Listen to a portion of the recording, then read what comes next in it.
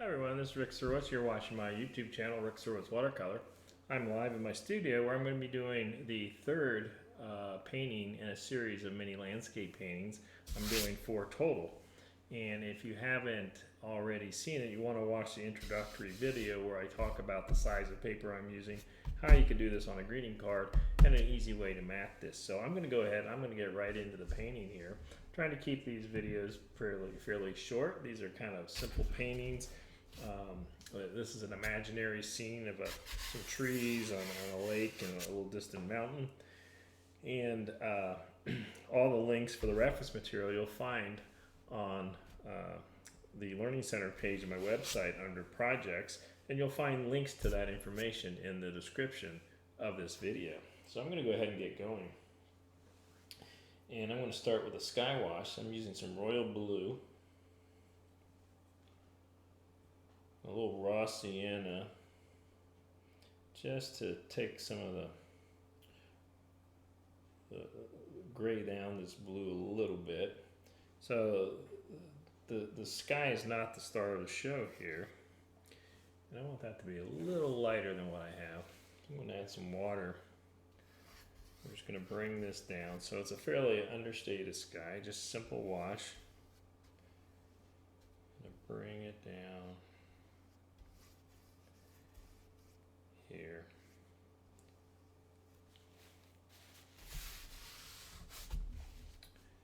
And I'm going to stop right there. And I think actually I'm going to, let's see here.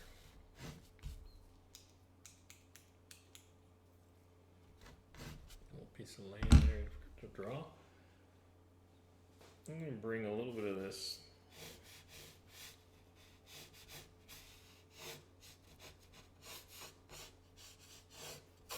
down here, add some water, and I'll leave it like that. So now, if I wanted, actually I need to get a little bit closer here. If I wanted, I could paint that little distant mountain shape in there, wet in with a wet edge and get it soft. But I'm just going to dry this, and I'm going to come in and I'll put a wash. I'll paint that sheet. All right, so that's dry. And now I'm going to take a round brush here. I'm going to take a little cobalt blue and a little rose madder. See, what I want is kind of a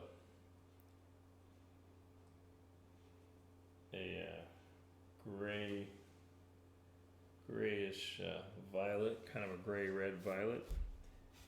And I'm going to drop that more of a gray violet.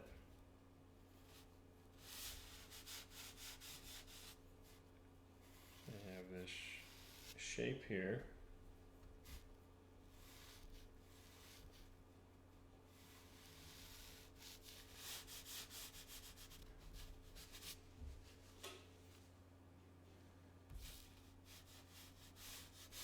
And I'm just going to bring that all the way across. And I'll be painting a tree over top of it. It's going to be a darker value. So I'm not too concerned about painting over top of that. I'm going to add a little sap green to my mixture here. And a little more royal blue.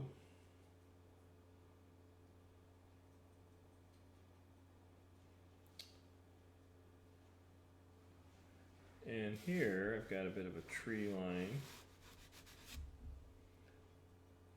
More blue to it. I'm going to take some little raw sienna. Let some of that kind of come into the mixture. It'll grade down a little bit.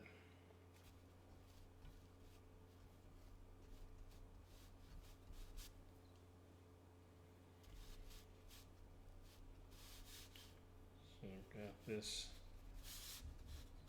kind of tree line back here. There's just layers really, of these tree lines. Now I'm going to take some quinacridone gold, some sap green, and I'm going to go with a much warmer mixture now. I'll leave a little bit on that edge, some light.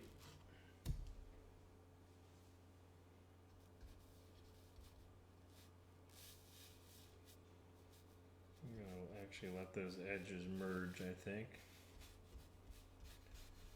I'm going to bring that out.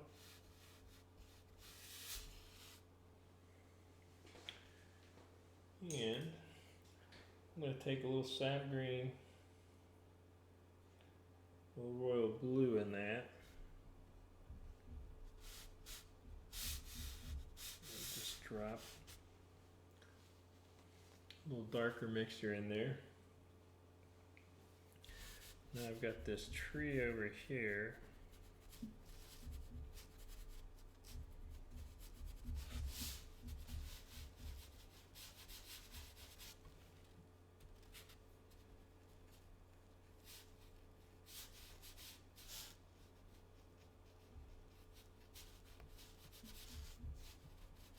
Stick the top of another one in there.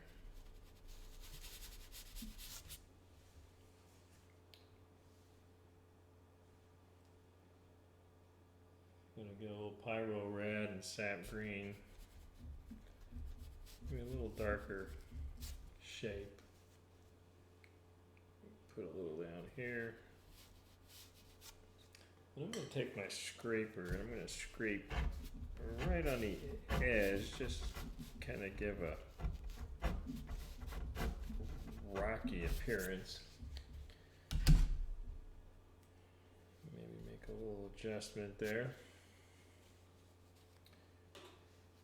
Alright, I think now what I'm going to do is I'm going to dry this because I'm going to have a harder edge overlapping what's going on there. Alright, that's dry. So I'm going to use some warmer kind of dark greens. I'm going to paint this tree we got here. There's a couple of them. So these are more in the foreground.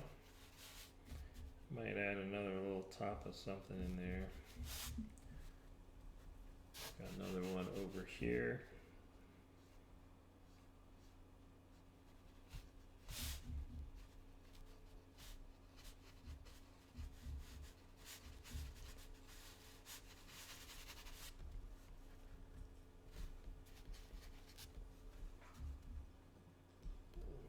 My bigger brush.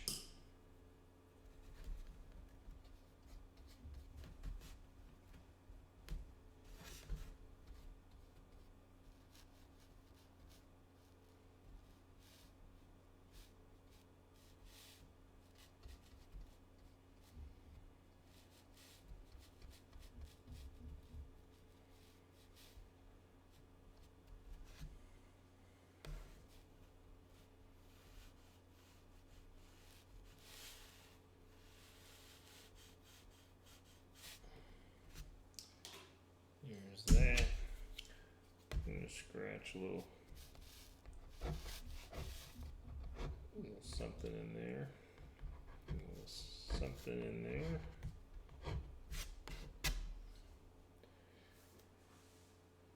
Alright, now there's a couple trees here that are I'm going to take my liner brush. These are kind of tall trees that just kind of stand above everything else. They don't have a whole lot of foliage on them per se. Very sparse.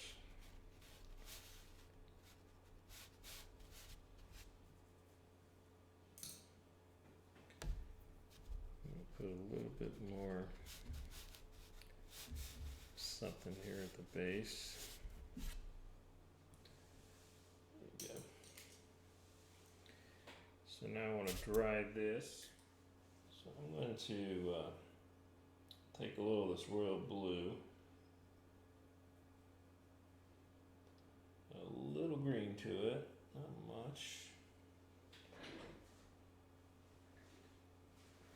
I'm going to put a wash here just to give the impression of some different reflection, different values in the water, which often happens. You have areas where it's a little darker than others, affected by a lot of different things, but it makes this a little more interesting.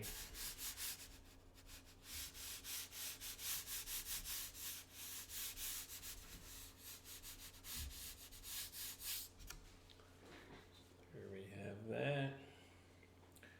And actually I'm going to put a little bit coming in from this way. And now I'm going to take some of my sap green, pyro red,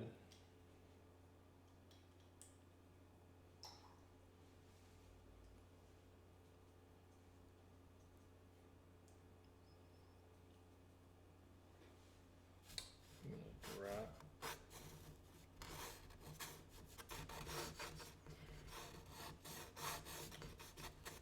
this in here.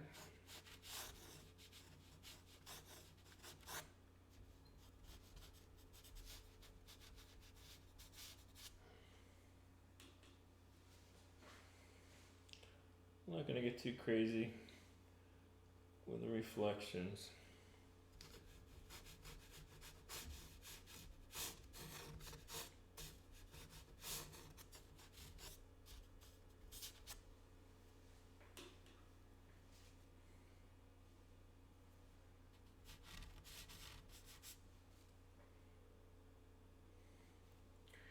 And I could do a little bit more, but I'm not going to get too crazy, like I said, with reflections. So I am going to take some of this darker green, put a little darker value in here on my tree, just so it feels a little closer to us spatially than what's going on back here. A little bit of same here, because this is close to the same plane, or not a little farther back maybe. I'm going to add some line.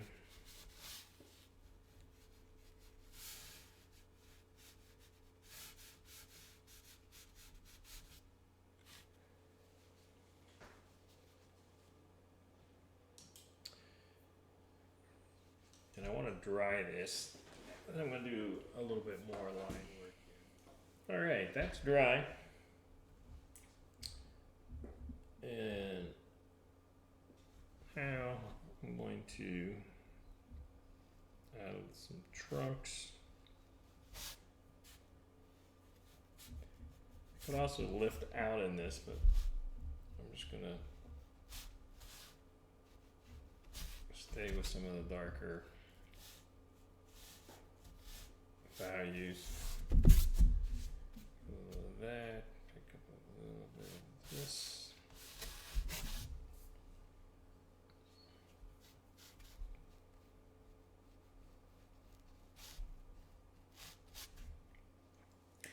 And I like to stick some of these dried out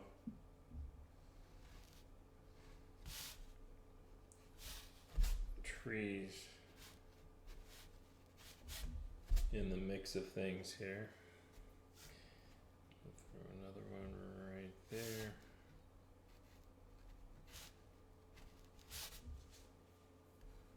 I'm gonna pull one up here.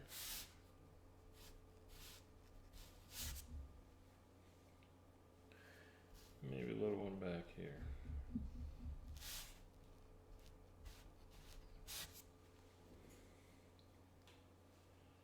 Then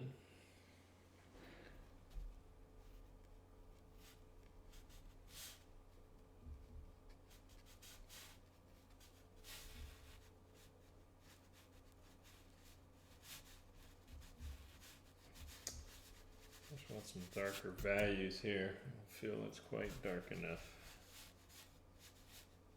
Bring that all the way down. brings out a little closer.